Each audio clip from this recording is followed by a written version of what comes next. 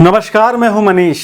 वर्ष 2018 में बिहार का बहुचर्चित मुजफ्फरपुर शेल्टर होम केस तब प्रकाश में आया था जब 26 मई 2018 में Tata institute of social science यानी TISS ने बिहार सरकार को एक रिपोर्ट सौंपी थी जिसमें जिक्र किया गया था कि मुजफ्फरपुर शेल्टर होम में नाबालिग लड़कियों का यौन शोषण हो रहा है। कोर्ट ने ब्रजेश ठाकुर को जांच में दोषी ठहराया था। ब्रजेश ठाकुर बालिका गृह का अधीक्षक था और बिहार सरकार में सरकार के लोगों का बेहद करीबी। यौन शोषण के मामले में कोर्ट ने कुल 20 आरोपियों में से 19 को दोषी पाया था। ब्रजेश ठाकुर पर नाबालिग बच्चियों और युवतियों के यौन शोषण के आरोप थे। दिल्ली के साकेत कोर्ट ने इसे सही पाया। ये पूरा मामला बिहार के शेल्टर होम में नाबालिग बच्चियों और युवतियों से दुष्कर्म से जुड़ा हुआ है। हम आपको ये याद इसलिए दिला रहे हैं क्योंकि कुछ इसी तरह का मामला छत्तीसगढ़ में भी देखने को मिल रहा है। भाजपा सरकार में वर्ष 2013 का झलियामारी कांड भी आपको याद ही होगा, जहां कांकेर के एक आदिवासी हॉस्टल में नाबालिग बच्चियों से कई महीनों तक लगातार बलात्कार होता रहा और कोई कुछ भी नहीं कर पाया। अब बिलासपुर का उज्ज्वला गृह सुर्खियों में है। यहाँ एक बात जो ज़रूरी है वो ये कि पूरा मामला जानने से पहले ये ज़रूर जान लें कि इस तरह की कोई भी घटना में प्रत्यक्ष या अप्रत्यक्ष रूप से महिलाएं ज़रूर शामिल रहती हैं। अपराध कराने में या अपराधियों को बचाने में भी वे सहभागी रहती हैं। यहाँ भी एक महिला पुलिस अधिकारी का नाम चर्चा में है। अब आप जान लें कि पूरा वाक़या आखिर है क्या। उज्ज्वला शेल्टर होम केंद्र सरकार की योजना के तहत चलते हैं। छत्तीसगढ़ में रायपुर, बिलासपुर, कोरिया और कोरबा जिलों में शेल्टर होम है। महिलाओं को सुरक्षा देने की योजना एक तरह से सरकारी है, लेकिन राज्य के महिला एवं बाल विकास विभाग ने इन केंद्रों के संचालन का जिम्मा स्वैच्छिक संगठनों को दिया है, यानी इसे NGO चलाते हैं। सरकंडा स्थित उज्ज्वला गृह का संचालन शिव मंगल शिक्षण समिति करती है।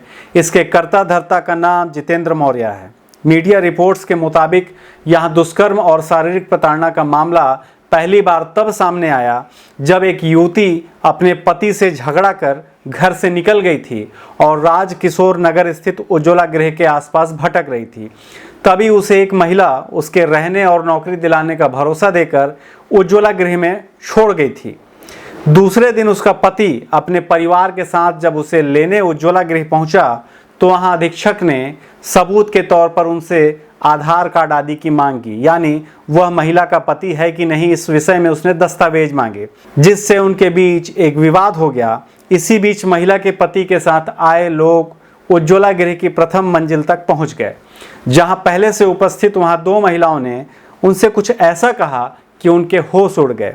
उज्ज्वला गृह में देह व्यापार कराने और शारीरिक प्रताड़ना का आरोप लगाते हुए पहले से ही उज्ज्वला गृह में मौजूद प्रताड़ित दोनों महिलाओं ने उन्हें भी छुड़ा ले जाने की गुहार करने लगे। इधर जो पीड़ित व्यक्ति अपनी पत्नी को लेने पहुंचा था उसे उस जगह पर यह सब देखकर हैरानी हुई और उससे रहा नहीं गया, जिसके बाद पीड़ित महिला के पति ने घटना की जानकारी तत्काल सरकंडा थाने में जाकर दी। अब पुलिस तीनों महिलाओं को थाने ले आई और मामला आग की तरह देखते ही देखते पूरे शहर में फैल गई। इधर तेज तर्रार CSP निमिषा पांडे ने तीनों का बयान लिया। CSP पांडे ने बताया था कि तीनों युवतियों ने किसी किस्म के शारीरिक प्रताड़ना व दुष्कर्म या नशे की दवा देने जैसा कोई आरोप नहीं लगाया है। पुलिस ने महिलाओं के बयान को रिकॉर्ड भी किया और दोनों पक्षों के खिलाफ गाली गलौच और उज्ज्वला गृह में जबरदस्ती घुसने आदि धाराओं के तहत मामला दर्ज कर लिया था। तीनों युवतियों ने उज्ज्वला होम की जगह अपने अपने घर जाने की मांग की और इसी तरह से पुलिस प्रशासन ने उन्हें उनके घर जाने दिया। पर बात यही ख़त्म नहीं होती है। दरअसल पुलिस ने अपने हिसाब से पूरी कहानी का द एंड कर दिया था, जैसा कि आमतौर पर हमेशा होता आया है। उसके बाद उन्हीं तीनों महिलाओं ने बिलासपुर के पत्रकारों के सामने प्रेस क्लब में पेश होकर उज्ज्वला गृह संचालक और पुलिस पर गंभीर आरोप लगाए। वही पुलिस जो ड्यूटी पर थी और जिन्होंने बयान लिया था। उन्होंने कहा कि उज्ज्वला गृह में दुष्कर्म, शारीरिक प्रताड़ना और नशे की गोली खिलाना आम बात है। एक महिला ने उज्ज्वला गृह के संचालक जितेंद्र मौर्य पर दुष्कर्म का आरोप भी लगाया। उसने यह भी बताया कि संचालक उसे दूसरे युवकों के साथ उज्ज्वला गृह से बाहर भेजने की फिराक में था और मना करने पर उसे निर्वस्त्र रखकर शारीरिक प्रताड़ना भी दी गई।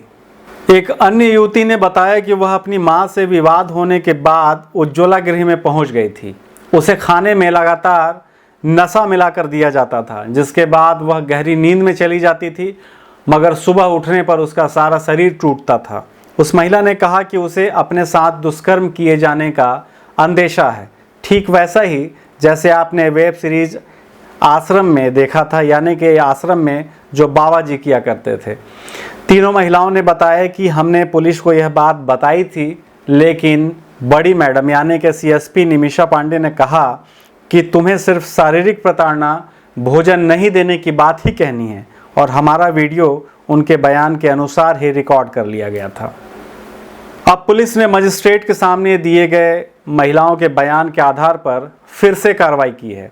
पुलिस का कहना है कि सरकंडा इलाके के CSP के सामने वीडियो पर दिए गए बयान में युवतियों ने दुष्कर्म और यौन प्रताड़ना का आरोप नहीं लगाया था, पर एक प्रेस कॉन्फ्रेंस कर युवतियों ने आरोपी जितेंद्र मौर्य पर दुष्कर्म, देह व्यापार, छेड़छाड़, नशीली दवा देने और प्रताड़ित करने का आरोप लगाया।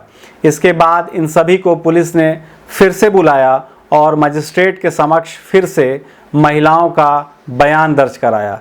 बिलासपुर पुलिस ने महिलाओं का जुडिशियल मजिस्ट्रेट प्रथम श्रेणी के समक्ष बयान दर्ज कराया, जिसके बाद सभी महिलाओं का डॉक्टरी मुलायजा कराया गया और पहले से दर्ज धारा 342, 294 और 323 के साथ धारा 376, 354 और 34 को जोड़कर पूरे मामले में उज्ज्वला होम के संचालक जितेंद्र मौर्य को सरकंडा पुलिस ने देह व्यापार, दुष्कर्म और छेड़छाड़ के आरोप में गिरफ्तार कर लिया।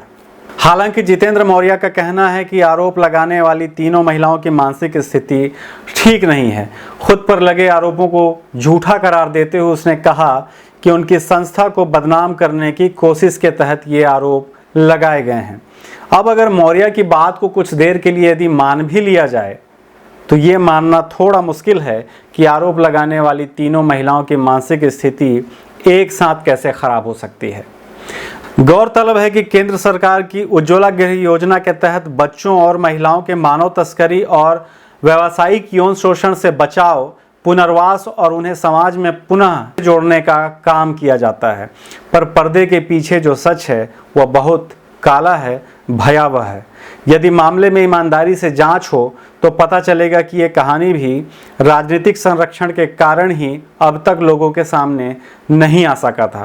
पर सवाल है कि ऐसी कार्रवाई और इस तरह का जांच आखिर करेगा कौन। फिलहाल के लिए इतना ही। वीडियो अगर पसंद आए तो लाइक, शेयर और सब्सक्राइब कर बेल आइकन ज़रूर प्रेस करें ताकि हर वीडियो का नोटिफिकेशन आपको आसानी से मिल सके। कमेंट कर अपनी राय हमें ज़रूर दें। शुक्रिया।